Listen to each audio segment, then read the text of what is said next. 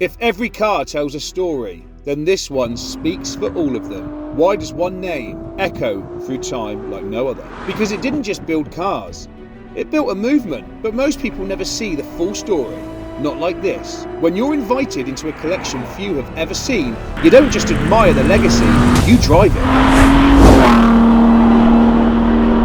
This is Ford. And today we have exclusive access to the rarest and most expensive collection of Fords, totaling around £50 million. Okay, so we're now inside the Ford Heritage Museum with my good friend Kevin Haggerty, who is a motoring journalist and an advanced and performance driving instructor. Kevin, what are we doing today? We are going to relive Ford production history. I love this place. It's like home for me. It's just a great way of exploring everything that's Ford and everything that just makes Ford really special. Well, I'm very excited. There's lots of cars here I've seen before, lots that I haven't, but there's also cars that are in my dream collection, such as this here. And do you know what? Hopefully one day I might get to drive one, but it's only a dream at the moment. So Kevin, why don't we sit down and get to know you a little bit better, and then we can go and look around the museum. So Kevin, it's great to see you. And you? Thanks for getting us here today. Some of you may know Kevin from ITV's Pulling Power, and Kevin's actually pulled some strings to get us into this amazing Ford facility. Tell us more about yourself and what fuels your passion for the motoring world. I've always loved cars ever since I was a toddler, and I think like most petrol heads, it sticks with you for the rest of your life. So for me, it expresses itself in writing about cars for many, many years and developing my driving skills, really. I've been working as an advanced and performance driving instructor alongside my motoring journalism. Eventually got lucky, got invited to do some TV work because they said they wanted somebody to do sort of exciting driving. We were just watching some of this actually on one of your Pulling Power episodes where you were throwing hot hatchbacks and Ford Capris off a racetrack, proving that they weren't necessarily designed for handling but more for max power, which I think was your word. I think one of the phrases we saw was bloody hell, that's one way to get to Tesco's or something like that. I feel quite lucky, really. I can really just spend my whole time indulging in cars. And you still do, right? So you actually run supercar tours, is that correct? Yes, I run tours because I'm very lucky at the moment to be living in a beautiful part of the world called Snowdonia. Amazing. So we have some fantastic road tours out there. Which I can attest to because I actually was very lucky and got to come and join you for one of the dinners. And I was taken out in I want to say it was a Ferrari 360, is that right? Yes, it would have been a Ferrari 360. Yeah. Which was incredible. I just love forming relationships with people who love cars. I like to focus on helping them get the most out of their cars personally and the most out of themselves. So I feel very, very lucky, and I worked with some really wonderful people. Maybe some people might see them driving these cars and have the wrong idea of the people within it. The kindest bunch of people. They were so welcoming. They let me jump in, and I think it's a real credit that the people that you have with you there are such a great bunch. Let me tell you quickly a great story. No, tell me. Very good story. Last year we had a whole group of supercars. I led them in, and in that car park there were a whole group of really young boys with Ford Fiestas and souped up Mini Coopers, and they saw these Ferraris coming in, and they get really excited. But the funny thing was the Ferrari guys who I brought in, they saw all these young guys and thought, oh my God, I really remember when we were your age. Amazing. Do you know what I mean? So what happened was, these guys said, oh, you can sit in the Ferrari. I want to have a look at your Ford, your Golf GTI. And talking of old cars, I mean, look, where we are now, this is absolutely insane. We've got pretty much everything that you can imagine that's Ford. We have. I've been working with Ford as a journalist for, God knows, over 25 years.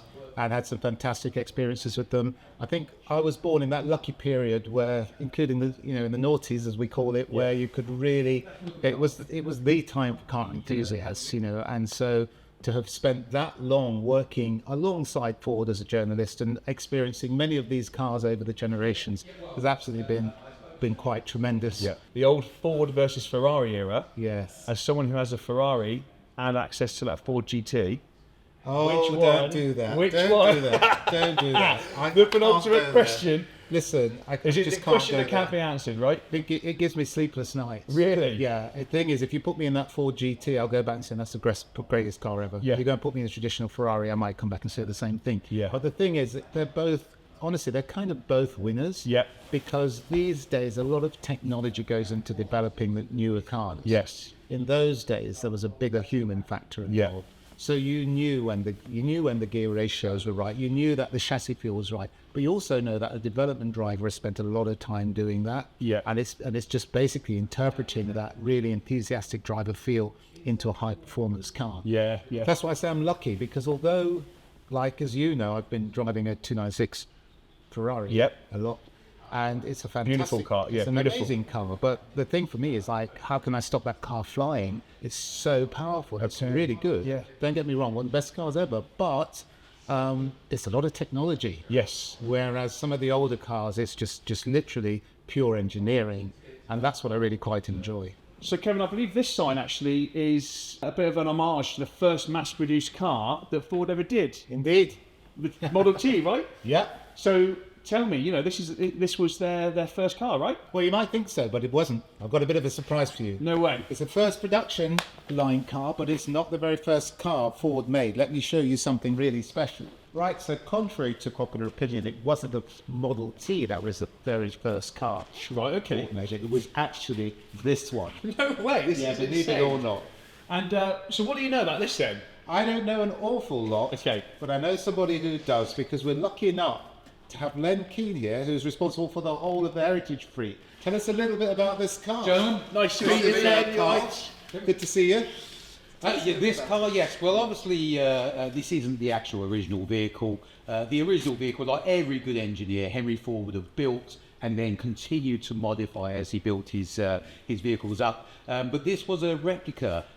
We built a number of 3 replicas, and this was a replica built by our apprentices at the time to the original set of plans that Henry Ford had. It's a working model as well. It will work, but as you can see, the replica of the very first vehicle, tiller steering, old handbrake, gear control, and probably does about 10 miles an hour. Whoa, if flying. you really pushed it. Don't forget, this was cutting edge technology at the time. Yeah. And this was the introduction of like the horseless carriage into American mainstream. And did it hold up to the tyre kick? I saw Kevin looking at the wheel there. Like, does it take a good? On your bicycle. Yeah, exactly, and exactly what they were. They were bicycle tyres and wheels and tyres. So, Right. as I say, he used what was available at the time and built it up. It's really, really good, because when we're looking at the whole collection here, to have something which was the start of Ford Motor Company. You would have thought. I know, it's mad. Well, thank you very much. So, No problem. I think now then, let's go and look at where it all started with mass production and maybe the Model T. Yes, And we then can do that. Tell us about this. These are, I'm guessing, the Model Ts. They look very much like a chitty bang bang car. They are indeed, yes. Historically, everyone knows what the Model T is. But we have 3 great examples here. We have a 2-seater version at the end there. We have a full 4-seater version, and we have quite a rare for the UK market, an American spec vehicle. This is a slightly later vehicle, so this was one of the first vehicles where we started to introduce things like electric start. Oh, brilliant. This one actually has electric starter to it. No way. It still has the crank handle, which is In case it fails. and Which it wouldn't, being a Ford, obviously. Yeah, Of course. No, of course not. No. It's a really nice example, and obviously they started to change things. So this one's got steel wheels, whereas the original vehicles like this one, Yeah. wooden wheels. So you can see over the years, as Henry Ford was moving down the production line, and they were starting to build vehicles, they started to introduce small little changes. Yeah. There's a myriad of different types of Model T in the marketplace. These represent a lot of the different changes, from body styles to the mechanics of the vehicle, to the introduction of new technologies. So this is, what we have with our 3 vehicles here. There seems to be a 0 missing off the max power there. So it's 20 horsepower. Powerful vehicle for its Quite time. rapid. Yes. They were quicker than a lot of people gave them credit for. The speed is not the issue. It's always the slowing the things down, because the brakes were never great. So you can get them up to speed, but the brakes were still being in development. Best thing about these, it's got to be this new beauty here, which is on. Which, it doesn't work. Hang on. I can stop this. Yeah. What do you think is the next thing we should be looking at when we talk about Fords? We've gone from the Model T, mass production had just started here. Where do we go next? I think we have to start going into what were family cars at the time. What's amazing, some of the family people were starting to really engage with motor vehicles, became a lot more popular. more families started to go. They were coming off of their motorcycles and sidecars, they were moving into family cars. So we can look at some of those.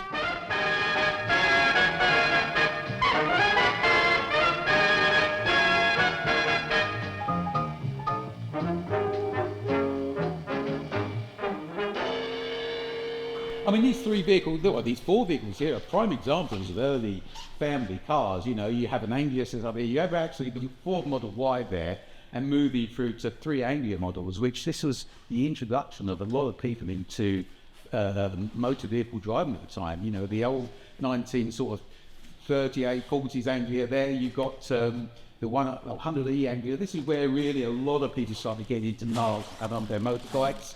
And of course, you know, moving to the 105E Anglia, made very famous by a certain film franchise, as we all well know. So only small engines, but at the time, you know, roads were again still in development. You know, most cars would only have the top speed of 50, 60 miles an hour, and that was all you were looking at. But you know, the ability here to get 4 people in reasonably comfortable and driving. So when I was younger, we always used to enjoy playing with these little things here. It's like a little bosun It's stand. so nice. Yeah, they call it a quarter-light window, and that's your earliest example of an air conditioning system. No way. And it's, when we were young, you had to have wing mirrors. You had to have wing Yes. on the wing. That's cool. And a lot of the time, they were optional extras. You know, What, wind mirrors? Yeah, they were. Well, as you can see on the 100E, doesn't have them. I mean, moving away from, you know, entry level into motor vehicle driving, you know, people then started to earn more money. There was more aspiration, and so, you know, families were getting bigger, people wanted more room, so we started to move into things like Cortinas and things like that. And that's where, and then you started to get more sales reps. You know, we were starting to do businesses where sales reps were going out and they were selling products to various companies. And a car like, you know, you take this Mark II Cortina here. As usual, it's got a great Ford gearbox.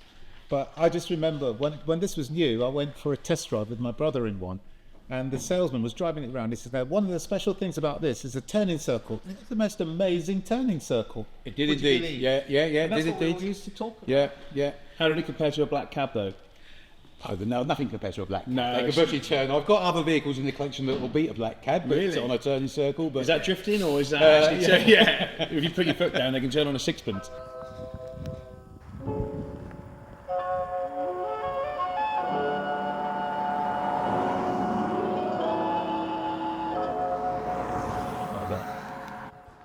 this is my most favourite car in the collection. Really? Absolutely love this car, yeah. It's a Lotus Cortina. It was developed in line with Colin Chapman and the Lotus team at the time. Amazing. And we did a Mark 1 and a Mark 2. Interestingly though, the Mark 1 was a Lotus Cortina, the Mark 2 was a Cortina Lotus. Kevin showed me this earlier. It's got the beautiful Lotus gear stick and everything. And they fitted the optional phone holder. And they fitted the twin cam engine to it. It's a slightly later one, hasn't got the A-frame developed rear suspension, but Jim Clark used to race this. Jim Clark used to race this as always 3 a wheels. historic Yeah, photo of Jim Clark on 3 the wheels. legend. When we were young, so if you met a young lady who was driving something like this, you just have to propose to her because she would be the coolest woman on earth. I can imagine. Coolest woman on earth. This was the the top of the range at the time. It had all the wood trimmings, all the nice interior. If you were quite affluent and you wanted to show off, you were sophisticated. Yeah, You were low key. definitely marriage material. Oh, absolutely. It's lacking the comfort of the headrests, but it's a very comfy seat. What a comfy seat that is. And this dash is absolutely beautiful. It's like the old wood vinyl style dash, and very good. cold air. It does cold air as well.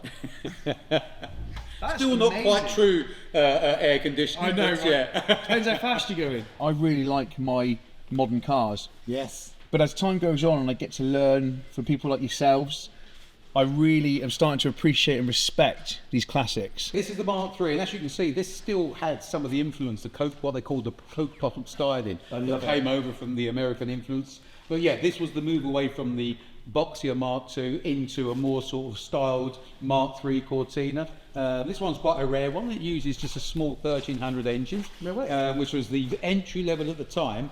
But again, this was the family car of choice. People wanted this. We were head to head with some of our big competitors at the time when this product, but this was a great sales success for us. Well, we felt dead posh as a family because we had one new.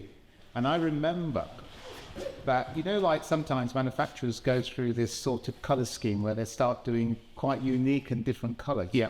I remember this car being built in really quite different colours. So there's this green. Yeah. We had like the sort of sky blue type one.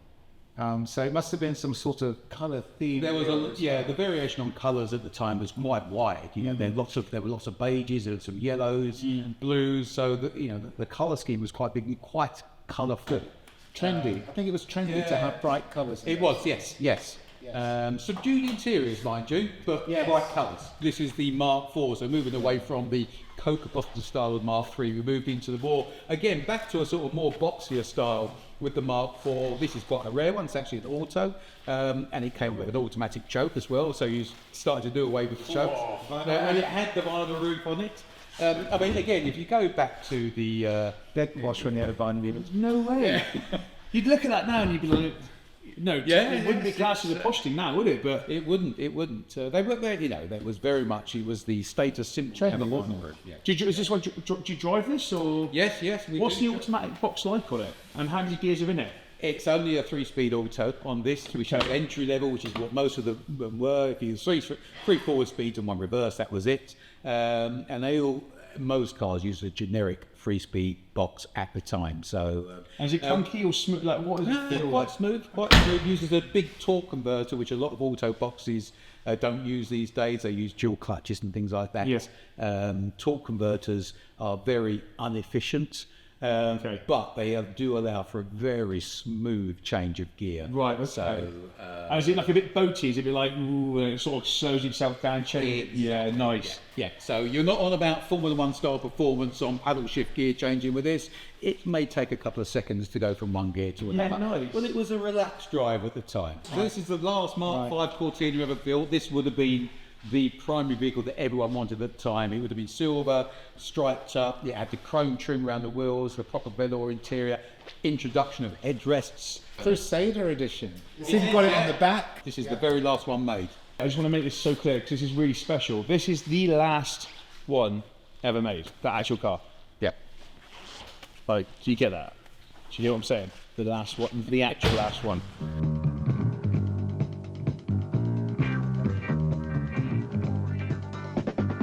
Ford Granada, the feel of total engineering.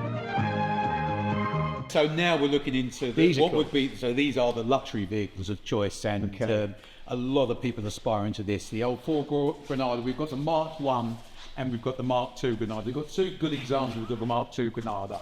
Now, you were moved away from being the sales rep to being the sales director. The CEO. Yes. You were the CEO. You were the CEO, but you're a CEO with a bit cool because you're getting this fast Ford instead of a Jaguar. Do you know, I have got to just try this I think you look quite good in it. This Mark 2 is incredibly amazing, but I'm going to let you listen to Len talk to you about the professionals a minute. The caveat that we always said to the production companies making the TV programmes, it can only be the good guys driving. You're joking. I did not know that. So if you ever see early programmes such as the Sweeney and such as the Professionals, where the lead guy drives a Granada in that, or is chauffeured in a Granada, it's always the good guys in the Fords. Yeah. But there was only one vehicle that we allowed the bad guys to drive. Okay. And that was the Transit van, actually. Yes. And we allowed them to drive the Transit because the Met Police at the time reported that 90% of the robberies in the country were completed with a Transit van. We now move into the car, famously, that you always promised yourself, as our marketing blurb said at the time. From the very beginning, I knew. It was the car I always promised myself. The new Ford Capri. A fantastic shape. Sleek, sporty. Totally different from anything else on the European scene. Not unlike my Yvette. So we move into the Capris. We've got a really good example of a Mark II Capri and the Mark III Capri. And this was the car that was advertised for the person that still had the family, but wanted something a little bit more sporty. So it had that proper styling of the Capri. It had the curved back window, very much seen as the European Mustang at the time. Could be had again with smaller engines, the entry level, all the way up to this one runs a 2.8 V6 engine. So I mean, that's probably that was a bit of a beast, really, for the day, right? Performance and the value of the vehicle at the time was extremely good, and this one is very, very precious to us because it's the very last Capri that rolled off a production line. So yeah, The 2.8 injection Capri is just incredible. Really? Right? Yeah. So you bought this instead of probably even buying a Porsche. It had the most amazing, I mean, the engine's fantastic, but it also had a bit of a wild rear end in it there. did have a wild rear end. I bought a black one, and I just loved it. And driving it, it was the car, other than a Porsche, that you would buy, and you kind of had to be in the know to buy it. And it's still I think I drove not this one, but one, maybe another one you've got, about maybe 2 years ago. Yeah. And honestly, it just drives so beautifully, even now, because Ford tend to be very, very good when it comes to performance cars, no matter what. So if they're producing their high-performance version of something, they're often drivers' machines, almost without fail, aren't they? Yes. Almost without fail. This is the one where you had that picture at the end of the line with all the production team standing around it. This is the very last Capri, very precious to us, and has actually had quite a lot, so you can imagine a lot of activity of late with the launch of the new product. The new Ford Sierra, a dynamic driver's car. This powerful 2.3-litre 5-speed gear can accelerate from 0 to 60 in 10 seconds and to 118 miles per hour. And its supple new all-independent suspension gives you beautifully balanced road holding. The new Ford Sierra is man and machine in perfect harmony. Moving from the sort of more boxy Cortinas, we introduced the Sierra model line. This was the one that was famously in a lot of newspaper publications at the time when people were saying it's a jelly mold styling. Because if you could think it, we went from the squarish Cortina to this, and it took a little bit of time for people to accept the styling.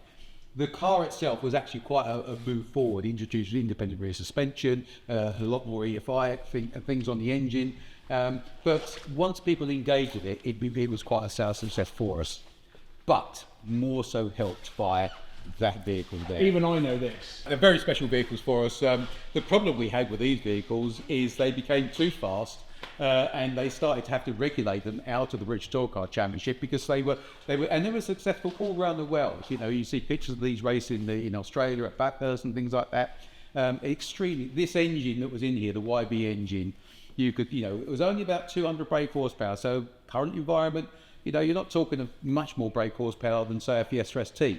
Right, okay. But you can tune it to 500-600 brake horsepower. And a car that only weighs about 800-900 kilograms, it made it a very fast. Our production car was what, 150 mile an hour car? Yeah, it decided to get us up to that sort of mid-1, 150 point, which was extremely fast at the time. So Silverstone Auction had one for sale a couple of years ago. They had an RS 500, which was the last edition, a black one.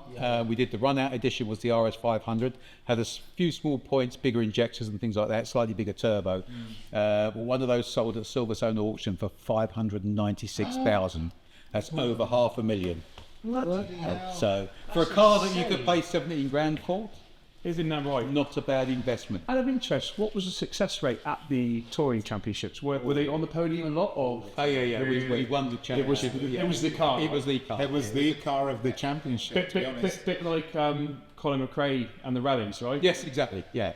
I just think it's phenomenal how Ford could be such a dynamic brand where they've really dominated both ends of the spectrum. They've dominated in racing and Oh yeah, all the way. We've been involved in, from single-seater racing, from things like the Formula Ford Championships.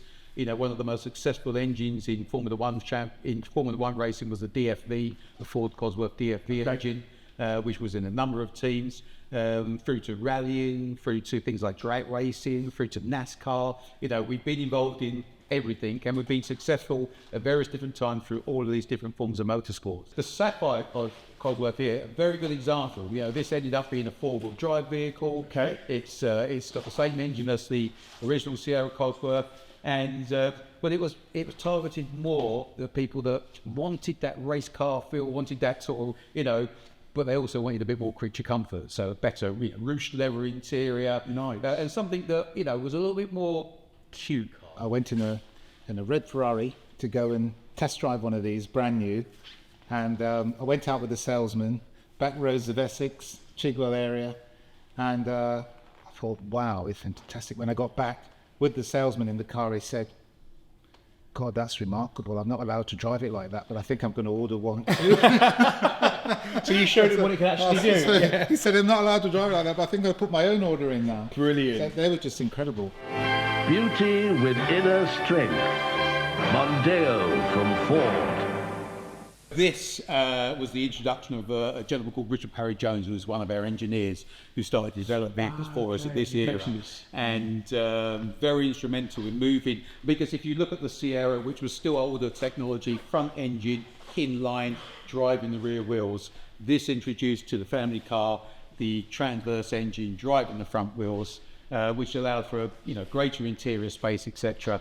And but the engineering of this vehicle to make it feel a lot more safer on the road, to make it, you know, give the same level of performance as some of the earlier vehicles, but feeling safer. So that was his skill. And we, you know, our strap line at the time was Feel the Difference, and you really did. When you drove the cars that he produced, you felt. And this is a new car now. We're also the Mondeo, right? Yeah, so this is into the Mondeo. Yes, we're going back to the lineage that continued with the Cortina into now what would be the Mondeo.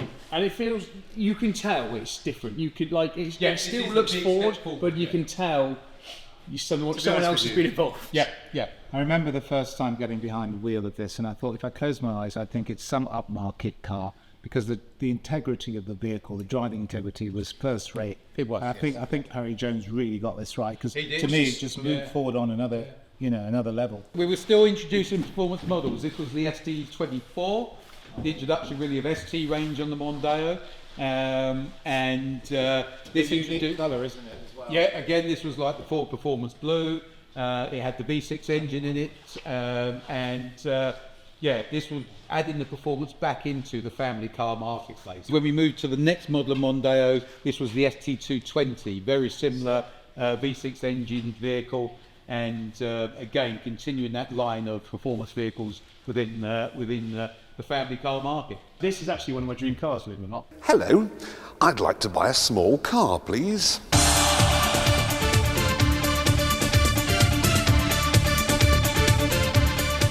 What I don't know is what the hell this is, why it's here, and why there isn't a Ford Probe there then. So if you'd be kind enough to give us an update. Well, I'll give you what now. We never had Kylie Minogue lie on the body of a Ford Probe and have a photo shoot. Fair one. I mean, you know, which one would you rather have? If she'd have known it was my Ford Probe, she may have been straight on the bonnet. Just saying. We painted it this lovely pink colour, and it's a metallic pink colour. We painted it this lovely pink colour, actually to support the live-action Thunderbirds film at the time. Ah, fantastic. Wasn't there something with one of the ladies for that? Yeah. So the actress that played Sophie Meyer, the actress that plays Lady Penelope, she has actually signed this car here, so we've got her signature here, and she's driven it. So we're very proud to say that Lady Penelope has driven the car. So that's our excellent link into the Thunderbirds film, as well as we do own the big pink Thunderbirds car, but that's on display at Gaydon, but that's too big to put in here. So this slotted in nicely, and actually you'll be surprised, this is quite a favourite of people when they walk around. Yeah, it's all right. It's and you know what? They are a bundle of fun to drive. They really are. They're like a little go-kart. They're absolutely superb.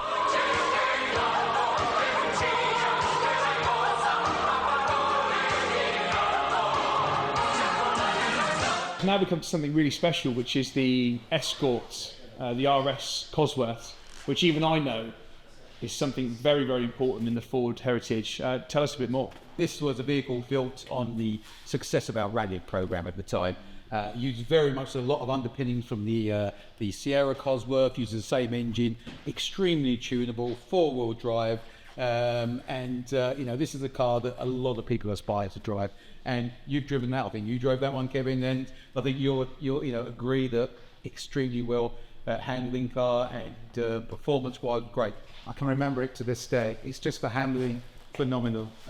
It just takes it to another level, and it's so engaging as well. And I'd say today, if we drove the car on a really challenging road, you'd feel just the same. And incredibly visually appealing also, right? Just Yes, a cool car. You're very much so. That's where I got the phrase from, that every car ahead is a chicane. The Ford Fiesta. It's a very advanced baby. This is the car. I mean, this is a car that I always say to people, you know what, if you can find one in this condition, this colour, white or red, pepper pot alloys on, unmolested, buy it now. Because at the moment, these cars, which were very prolific at the time, but they've been used, abused by everyone. So finding one in original condition is rare, and if you can find it, this is a car that's going to be very valuable over the next few years. Really? Yeah, really. That's funny. There you go, people. I think about maybe 3 years or so ago, you know, we have a Heritage Day, and you bring some of the Ford It do indeed, yes. I remember driving this, and I can still remember driving it because it was just such a lovely feeling to get behind the wheel. So my first car was a Fiesta, and I think it was this shape actually. This the same shape? Well, this is the same shape. Yeah. So, so it was this shape. That Mark III. It would be, yeah. Yeah. So I had that, and I actually wrote it off. Was it an XR2 or was it No, just a normal one. Probably actually more like the standard one here. But I wrote it off. You wrote it off before I had the license in the field. In a field is where I wrote it off. Yeah. Which is why there's not many of those. Yeah. So Young people took them out and then wrote them off. The best thing is, I said to my friend as we left, I said, "Listen, mate, put your seatbelt on. It's going to be a bumpy ride." And it was. All the airbags went and smashed front end up. Oh dear. But good lineup of Fiestas, and Kevin's going to get excited now.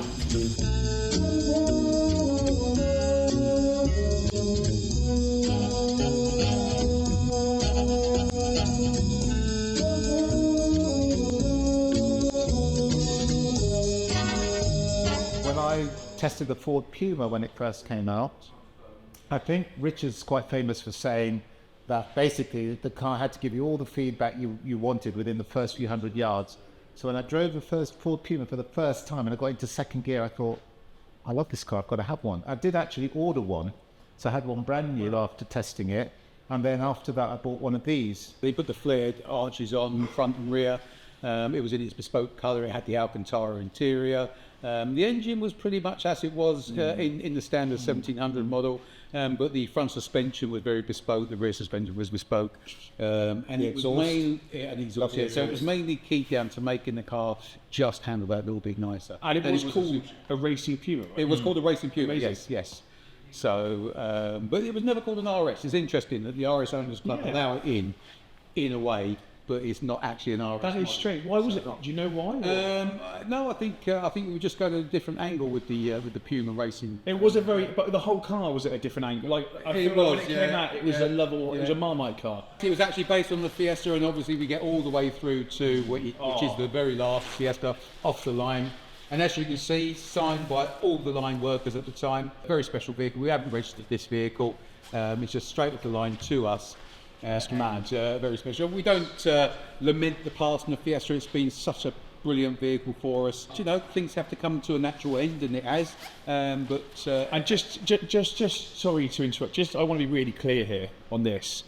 The reason this is signed, and you can see all the signatures on there, this genuinely was the last Fiesta ever made on a Ford production line, and all these people that signed it were involved in the production or in that factory. And I'd just like to say, if anyone watching this did sign this car, please leave a comment below, let us know how you felt about it, how you felt about signing it, and what this meant to you, because from standing here and hearing the story, even to us it's incredibly special just to know the emotional attachments that they all have.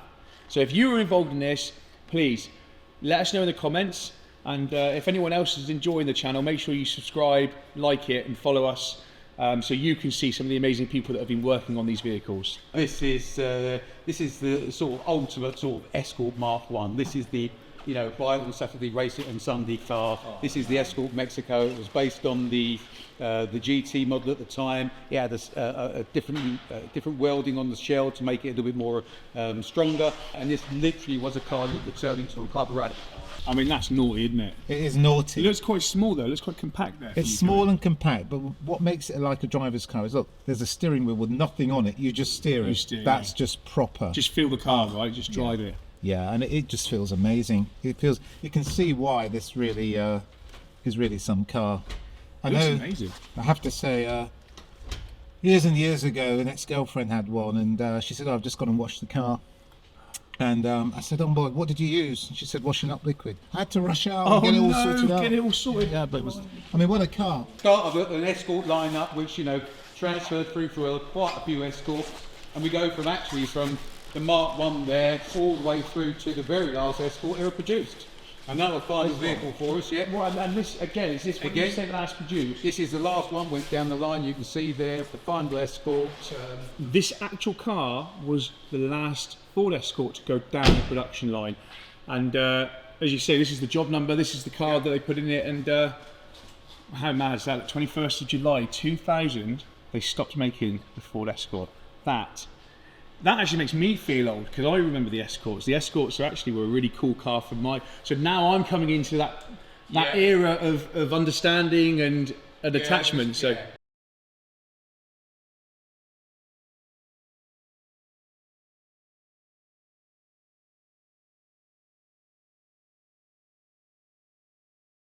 What was even greater was the move from the final Escort to, and we have a number of them here. So we got it's Mark 160 number there. We've got an ST 170, and our very special. This is the first right-hand drive Mark 1 RS Focus on the road. Return to bringing the RS branding back to this model line, and again, very, very special car. This is another Richard Parry Jones special. And the Mark 1 Focus for us was a game changer. It was. Voted by Classic Sports Car magazine, voted best car for the last 60 years. It was the most influential car. This set most manufacturers back to the drawing board. It's hugely successful in rallying with Colin McRae, etc. So this did it all for us. Quite a lot of enthusiastic journos, if you say to them, well, what's really been like your basic favourite car? It's probably not something that's exotic and expensive, but and I would say I'm included in that. This Ford Focus, the original car, it's the B's and E's. It's the kind of car you could buy today and still enjoy drive. Yeah, really, very much so. And the reason is why? I mean, we drove it on test circuits and everything, and it was just so sorted. I think it's probably one of the last newer cars, contemporary cars, that was basically a design led by engineers. Yeah, very much so. Yeah. I think engineers actually drove the focus of this car. Really, rather than designers. And also changed our whole focus. In the success of the Focus Mark 1 and the other Richard Parry Jones vehicles changed Ford's focus on how we did in the vehicles. So we do concentrate on the drivability of the vehicles, on how they handle and things like that. So, and we're very proud of that. So this had a very big impact on that. So it lives up to his name, right? You really drew focus on the way you did this. Yes. This for me really was, when I was getting into cars, this was the one to have. If people had a mount, Focus ST. With a mount tune engine, and that 5-cylinder engine was an absolute joy to drive. It really is nice. It sounds great. I mean, this is we got the Mark II. This is one of our first press cars. This is very special to us. Again, this is the ST. This is the RS 500 version. They were all in this matte black. I saw one of these for sale a couple of years ago for nearly 150,000. They were all numbered. It's number 1. What? Yeah, it's the very first one. No way. Yeah. So that's the prototype vehicle. So very, very special to us. And so this is where they all stemmed from. How much would this one be worth? Well, how much would you pay for a vehicle that most people would now look to pay anywhere between 100 and 150 grand for? Can I sell it? And this is prototype number 1. Few hundred. You've got to be the guy. I reckon it's £250,000. Really? Amazing. So we moved to the Mark III Focus RS. This introduced drift modes. It was, which also introduced four-wheel drive to the platform as well. Such an accomplished vehicle, but very much a model vehicle. Yeah. So a car that you could quite easily jump in, trundle with the shocks and back, just drive it like a normal car, but put your foot down, press the button, and away you went. and you keep the Asbo car right next to an old Escort van. Like, Well, this way. Yes. This is an area that actually we're really proud of. You know, our commercial vehicle range, extremely proud of. And we start with smaller things. You know, we're talking about the turning circle of a London cab earlier, and you can imagine the turning circle of that. You know, we built about 100 of those in support of various sort of factories. So. Bits and bobs around. This one's come from the Capri factory. So when you're eating your bar of Capri's chocolate, we have had some input into the towing of the cocoa beans and the chocolate around the factory. Ergonomics are not necessarily wonderful for long distance driving. so this is the evolution of the van. Yeah, the evolution of vehicles for us, and we got a very special evolution. So you're going through things like the Model A pickup type, the 10 they had at the time, which was very much our premium commercial vehicle product. We were head-to-head with Vauxhall product. This is a pickup version, or flatbed, as we would say. It's a lovely vehicle. We've got things like, if you remember the Harry Potter car, so you've got the Harry Potter van, which is lovely. And the company on the side is the company that owned the vehicle that was donated back to us, and then we had it recommissioned, so it's a lovely looking vehicle. We've got a couple of vehicles here that were pre and post war. I mean, the grey one there, you can see it's still in its blackout colour. Yeah. And with the blackout lights, etc. So that is a post-war vehicle, a pre-war vehicle. And of course, then we move into what has been very successful. Now, the blue vehicle here is a Taunus. It's one of the first vehicles that had the word Transit on it. You see it from Transit on the front. But it was never called a Transit, it was called a Taunus. It was never really sold in the UK, but if you stand back and put your hand over the front wheel, you can see a sort of styling leap to maybe another stylist that was designing vehicles. Well, I was going to say yes. I didn't want to say anything, but yeah. I think we were swapping stylists. Absolutely. Yeah. But that was the type of van, you know. But actually, moving on from that, this is where 60 years of success story starts. For us. This is the oldest surviving Mark I Transit. It's got a choke, Kevin, just in case you didn't know what that was. No seat belts, you know, go around the corner too quickly, you're sliding off the seat out the door. This is what all Fords were having. This was their ignition key. So we moved through from the Mark I through to the Mark II. I mean, the thing with the Mark I is we gained market leadership in the light commercial vehicle car one, and we have held it all the way through to today. It's been 60 years when very few companies can say they've been market leader in any area. And so we're now into our Ford Pro area, and this is the start of a huge success story for us.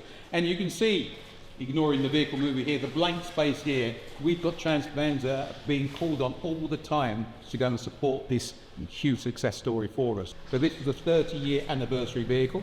Started to introduce things like alloy wheels and transits and metallic paints and things like that. So what's the best-selling vehicle in the UK? Ford Transit. There we go. Overall, thank you. The most successful sold vehicle in the UK. That's all vehicles. All vehicles, yeah. Thank you. It just goes to show the success of it. This is an interesting toy, and you'll love this sort of car. Yeah, this actually was a development body shell. When we were developing the original Transit Connect, I think this had done something like 1 million miles worth of development testing, and they were due to scrap the body shell. They were also due to scrap the development RS Mark I RS Focus, and the engineers wanted the weekends toy to keep themselves engaged, so they threw them both together. Hence, we now have a Transit Connect Express van. And what with an RS? With a Mark I RS running gear, yes. I bet that's rapid. It's rapid, and if you ever want a car to remind you of how interesting torque steering is on the vehicle, that's the very one. It will throw you into a hedge as soon as look at you, that car. It's left-hand drive. Oh, it's got an interior to die for. That is amazing. Look at that. It's amazing, isn't it? It's so unique. Roll cage in, runs RS alloys on it. It's amazing. We're so lucky to have this experience to see it. I mean, where else do you see something with a bloody suede black interior, black and white leather, RS rally gear on a Transit Connect. Mental. This is our competition area where we showcase a lot of the vehicles that we've had with these, various different types of competition around the world, really. Some vehicles at Le Mans, some vehicles at rallying around the world, some vehicles that are very special from long distance rallying, and all the way down to our Formula One cars. Formula One obviously is going to be quite big for us. As we move into next year, we're going to be providing engines to Red Bull. Amazing. So, Congratulations. which is really good. But it does come with a lot of pressure as well, because obviously, Red Bull's been a very successful team, and we want to make sure that they continue that with our engine developments as well. You say you're racing and running, but what's the scope? Yeah, Curious about to start with that, I mean, that, although it looks like a very plain Galaxy, it was actually designed to look very plain, but the interior, if you get a shot of the interior, has had a lot of work done, and it's been turned into a mobile office.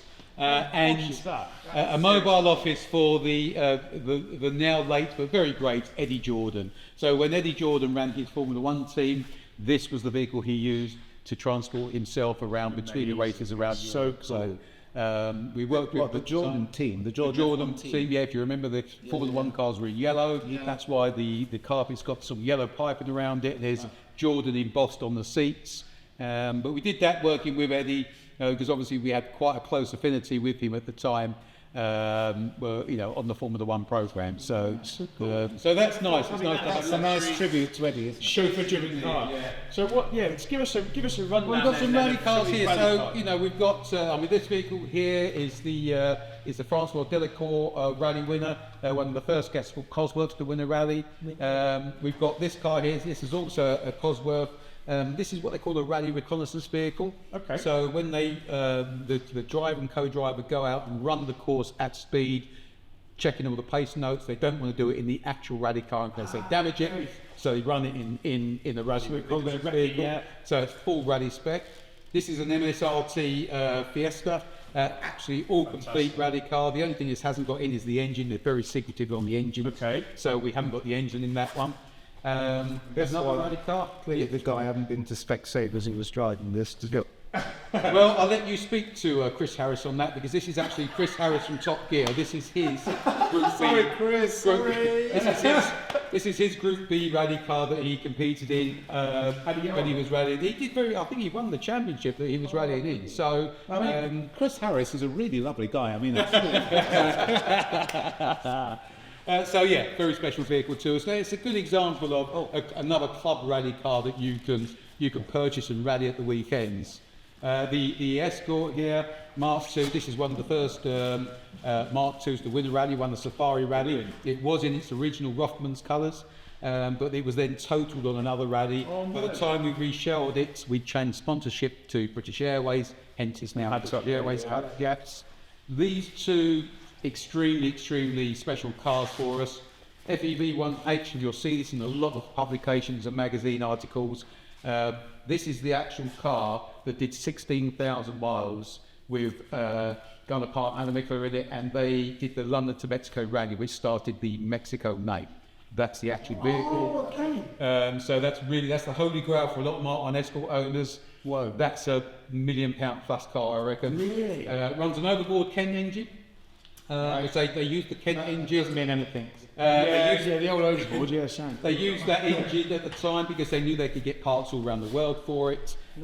But they did, so they won the rally, very successful. We started the whole Mexico name. 25 years later, this was 1970, 1995, they ran an anniversary rally. So we built this car. And virtually the same specs, slightly beefier roll cage just to accommodate better regulations.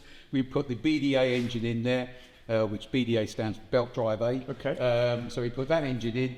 The driver, Gunnar Palm and Hannah Mikko, took the vehicle again and won the rally again. Oh, brilliant. So both vehicles have been extremely successful from a rally point of view. So cool. And this is the one that turns Martin Escort owners, both of these vehicles, turns them into tears. So very, very special from a rallying point of view.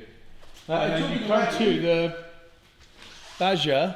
Baja. Yeah, talking the rally, this one is a Paris-Dakar entrance. It was one of our first Ranger Raptors entered the Dakar Rally, so fully rally spec vehicle. It's come back to us with all these battle scars.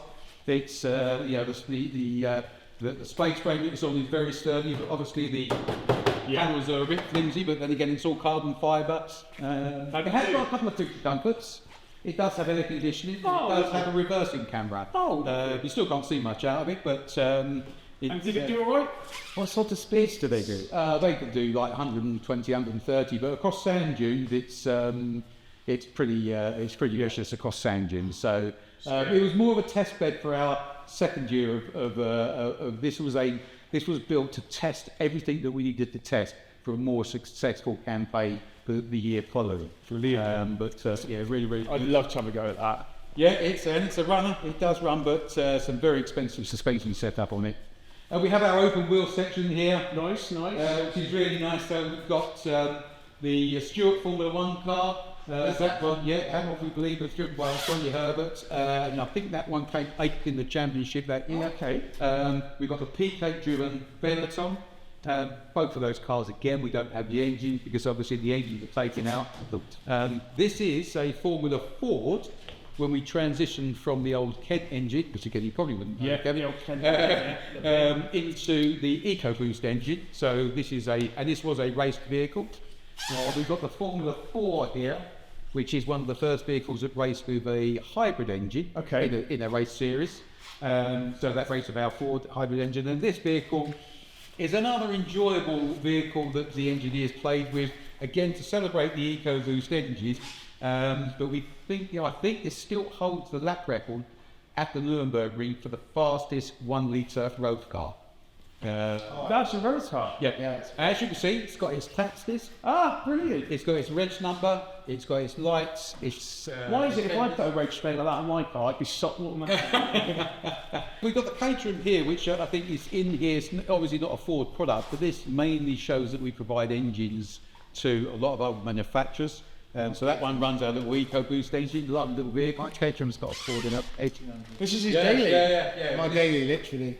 Yeah, so we do, our powertrains division do sell out our engines to a number of other manufacturers. They use for all sorts of applications, from generator engines through to, vehicle engines. So, we have a whole powertrain division that deal with that. This is a very special rally car, and it's called a GT70. A car that was actually developed at one point by Roger Clark. And it was to go head-to-head with things like the Lancia Stratos, etc. Roger Clark is, don't you? Yes. I noticed he was definitely not there. Good friends, good friends. Another one to look up when I get back. He was a pop star and used to work with Elton John. But yes, an interesting development. We tried to run it with the Essex V6 in it. It was too heavy. This one runs a BDA engine, which is how they were going to rally it. But halfway through the program, they decided that this was not the way we wanted our rally programs to go. We wanted to show saloon car. So the project was effectively cancelled. This one runs a 2-litre BDA, and it's the original BP race colours. So look, nice vehicle, but halfway through the development, it's a bit quirky to drive. Okay. Yeah. So not quite the finished product. Not quite the finished product. This is another very expensive vehicle for us. This is our Mark 1. This is straight off the production line. This was only a few chassis numbers down from the car that crossed the line in the mod when we won that big hit, that famous 123 wing. This is a Mark 1, the Mark 2 back, which gives it the snorkel intake. Runs a 289 V8 with 4 IDF cards. So it's loud, it spits fire out the back, it goes really fantastic. well. Love and very interesting car. It's also beautiful to look at. It is, yes. And so that's a production line GT40. Yes, yeah. Every single GT40 was built in a small shed on a trading estate in Slough. 109 of them. This is one of the first ones out. And it's got the what they call the gurney bubble. We had a very famous racing driver called Dan Gurney who used to race these. And he kept banging these crash helmets on the top of the door. After something had been done, we put a bubble on there, forever known as the Gurney bubble. So very interesting. Kenny, could you guess the value of this car? I would say, because it's been in Ford Motor Company for all its life, and some of the promotional stuff it's done, I would say that's 5 million plus for that vehicle, because it's an original GT40. So, Goodness me, that is next level. and this one, And this is and this sexy. one again. This is, you know, we talk about our last model GT. This is the return to Le Mans in 2016, where we were very successful. We went back to Le Mans after doing the qualification races, and we won our class on the return to the. Fantastic in this. In one of these, there was 4 cars entered. This is one of them, and yeah, this is a full spec Le Mans vehicle. Amazing. So The same car. Because I hope one day Ben will let me drive one of these cars. I'm just praying. That would be I'd love to let me drive. a GT, a triple any GT40 would be amazing. To be fair, that's pretty awesome, especially something like that. So, Yeah, So yeah, like for this one, so these were called the Ford GTs, weren't they were called the Ford GTs, yeah. Not the GT40. The 40 was, so that's 40 there, mainly known because of This it. is like that one they made one, didn't they, for the public to buy? They did indeed, yes. That's the one I like. Yeah, which is a really, really nice vehicle. Yeah. Hopefully the race version of that, so yeah. Yeah, I know. Brilliant. This was another guy and he respects engines. So what was this one? This one, this was the Francois Delacour. It's one of the first Escort Cosworth to win a rally, famously run by Francois Delacour. And we've got everything for this one. It hasn't got the engine and boxing at the moment. That's all to go back in the car. But yeah, full work supported unit. So this is when we were really engaging at rallying. Hence the Focus is coming out. So. That is honestly so much heritage and history with the rally and racing side, and what Ford is really known for. Yes. Is their success. Well, that all of that Competitively. is the result of, you know, is from all of that, all of the you know, the public cars that people can buy. That's the, you know, how we took them rallying, how we took the races, and it just shows the success. And what an absolute success it's been, right, for a brand. It would have helped, you know, like sales and things like that, just committing to the brand to see them out there racing like that. It does, yeah, like everything like that. That, you know, if you feel that you can watch it, you know, in the days of the RAC rally being on primetime TV, when you watched your Mark II Escort, you know, with Roger Clark driving, flying around bends, winning rallies, and then you could go into a Ford dealer showroom the next day and go buy a 1600 GT Mark II or an RS 1800 even. Bound to work. Yeah, of course. You know, You feel like you were there. and there you go. And so that halo effect, that halo effect is always there. We can't come to the Ford Heritage Museum and not discuss some of the most exciting and iconic cars, certainly for my generation and the people that are out there buying them now and want something fast. To start with, the Ford Mustang. Tell us about this, and I'm pretty sure there's some history. Yes, yeah. I mean, I mean, if you take this first vehicle here, this green Highland Green edition. This is obviously a Mustang Bullet replica, really, because the original Bullet was designed by, actually, in conjunction with Steve McQueen for the film Bullet, and but this is a good replica of it. I mean, we used this vehicle actually on our motor show stand when we launched our last iteration of Bullet Mustang. But an exceptional vehicle. It's built on the base of a GT390 Mustang, so a fastback Mustang with the larger engine in. So it's about a 6-litre engine, and Proper muscle car. proper muscle car in its day. But lovely, you know, same wheels, same colour, really good condition vehicle, and we use it a lot. We've used it a lot for our Mustang events. They're expensive like Dastils for the Bullet car. It's pretty much, the main difference between this one and the Bullet car, this one, because most 350 GTs, as Americans did, run an auto box. This one's the auto box, whereas the actual car that Steve McQueen used, which we have seen, actually has a manual gearbox. We go from this here to something much more modern. Yes, so this is one of the very first right-hand drive Mustangs in the UK. Beautiful. It's a lovely car. We have it in the collection, and a really good example, obviously, when we started to, you know, after 50 years, release Mustang as a right-hand drive vehicle into the UK market. This one's had a few additional bits done to it. Over the years, we've had a little play with this, so it's got slightly lowered suspension. It's got slightly wider track. It's got a straight-through exhaust. and working in conjunction with our chairman at the time, we had a supercharger sent over from our Ford Performance team in America, and it now runs 670 brake horsepower. So, interestingly, this one will spin its wheels in every single gear going forward. Yeah, amazing. Is it manual or is it auto? It's a manual box. Yeah, manual box on a quick shifter. So, and it's an ongoing project for us, and it's a nice. We love it, and it's stacked up next to something that looks almost original.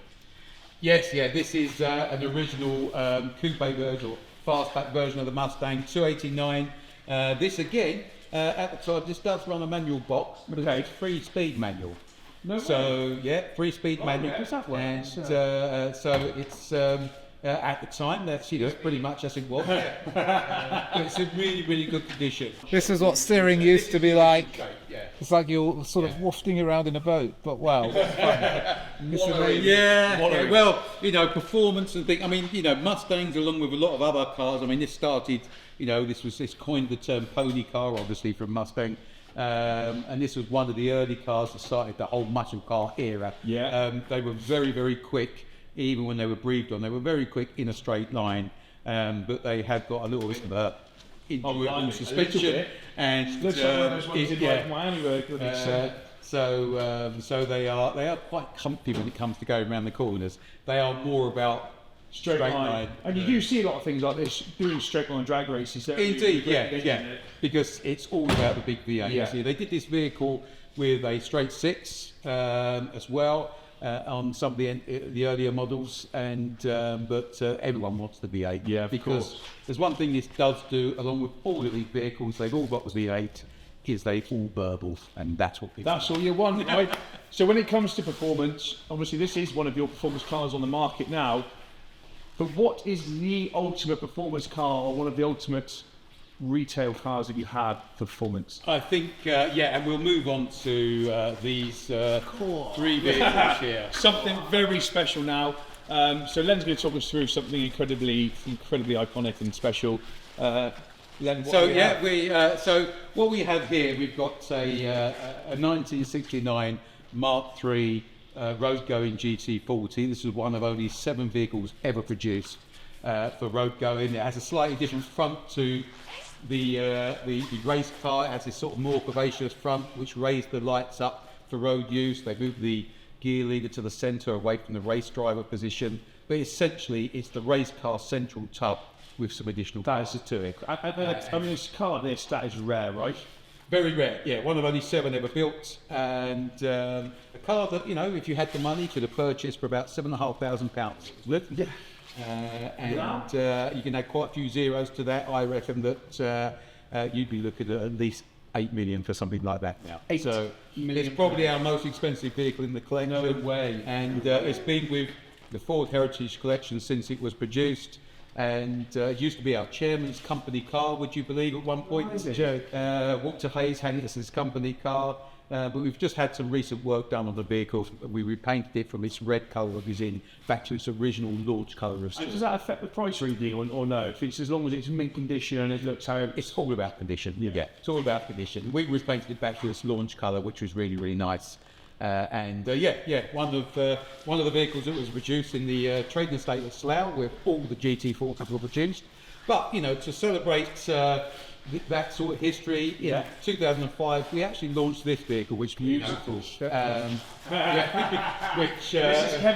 Kevin has driven a number of times and thoroughly enjoyed. Great vehicles, a little bit maligned by our friend Mr. Clarkson at the time, who he did only because the alarm kept going off and things like that. He did buy one, yes, but he has driven this one as well, and he has a lot of love for this car. Really, they're great cars, supercharged V8, proper big muscle engine in the back, and they are a very quick car with very few driver aids. Really, this one does take a little bit of handling when you start pushing on, because it hasn't got much in the way of things that will stop it spinning out. And you love it, right, Kevin? How did you find it? I just love it. I think what it is like, as a supercar, you can think of like all the Italian Exotica and so on and so forth, or even the German top cars, and it's like, well, can Ford produce something that's really, really pure? And this is the answer. This is as pure as it gets. Yeah. And it's got everything you really want in terms of the feel, the power, the noise, the handling. Believe it or not, looking at the size of this car and its length, it's so maneuverable, isn't it? It's just, you can just chuck it around as you wish. Even, you can even, play with it at quite high speeds and still control it. But you just have to take control, make sure you're paying attention. You just got to have confidence in it. Just believe in it. Yes. And it just completely delivers for you. And the funny thing is as well, much as there's no element of practicality whatsoever. I mean, you've got a little tiny little boot in the front. But you can actually just use it, can't you? Like a regular car. You can, yes. How brilliant. These were, when they were launched in 2005, you were looking at about 105,000, I think, for entry level. The car, these are now fetching anywhere up to 500,000 now. So they have gone up in value. The rarity pushes them up in value. Absolutely. This has always been in your. This one, this is one. This is the first first 2005 GT in the UK market. So no way. Straight onto the press fleet, and it was the promotional vehicle to sell the vehicle throughout Europe. So very fair, and in the proper sort of blue and white Ford colours as well. So very traditional, right? Yeah. But I mean, look, this is beautiful. But I'm a young man. Okay, I like my mod cons. Right, we're about to look at something. This is, for me, is on the dream list of super, if not hypercars. I don't know how you class it, but this. I think anything that goes over 200 miles an hour these days with ease, which is what this will do. This is the the 2017 edition of the Ford GT. Fully carbon fibre. It moved away from the V8 engine to the V6. It uses the EcoBoost V6, but that's turbocharged. And this is how modern technology has moved on. You can drive this car nice and steady like a Ford Focus. You can also put your foot down, and it's an over 200 mile an hour car. It has huge carbon brakes. It will stop on a sixpence. The performances, and you only have to look at the a lot of the write-ups and things on this car. The performance is absolutely amazing on this. I mean, I love it. It's like it still has that iconic feel to it, but it looks so modern. It looks sharp. It's like it does. It looks aggressive, right? Yeah, and the designers wanted to bring what was the original and then the next generation into this generation, so you can still see a combination. Yeah, it's still got the vents there for the front radiator. It's still got a lot of design clues from the GT40 as a model lineup, but it did bring it bang up to date into the modern era. And we're developed as a race car. It was, yes, yeah. We developed it because we knew we were going back to Le Mans in 2016, and we did, as we did with our Le Mans car, and we went back and we won our class. Like everything, you don't just build it for, you want to build it so we can race it. And did you win it on the first year with this car? We did, yes, when we went back to that. Oh, yeah. That's very good, isn't it? That's amazing. I mean, look, it is my dream. One day, I will be in one of these and I'll be taking it for a spin. Well, I think there's an option on this one for you to buy. Yes. If only. If only. I think I've got the kiddies here, so I think if I could find a custodian who can tell me they're going to look after the vehicle, they may have the option. Excuse me, what? Yes. I can drive it. I can drive it. He gave me We're taking it out. We're going to take it out. So I think I can give the keys over. Hey, we're taking Len. Yeah, indeed. Hey. What? You're going over and we can take it? You can take it, yes. Forever. Forever. There's one caveat though. It has to come back exactly as you take it out. So don't worry, it won't ever come back. Are you serious? So we're actually going to take this for a drive now. Yeah, take it out and enjoy it. Thank you for everything, and I'm genuinely so grateful for having us up here, showing us around. Guys, Len runs the Ford Heritage Centre here in Daventry. What an amazing place, what an incredibly informative individual and kind man to stay on now, probably hours after his time to go home. Kevin, as always, it's been a pleasure. I'm very happy. We're going to see more of Kevin on the channel, and Anyway, screw you lot. I'll get in this car. Len, thank you so much. I'm very grateful. Do it. Figure out how to get in as well now. Sit. Oh my God. Shit, you did it like Lambo doors.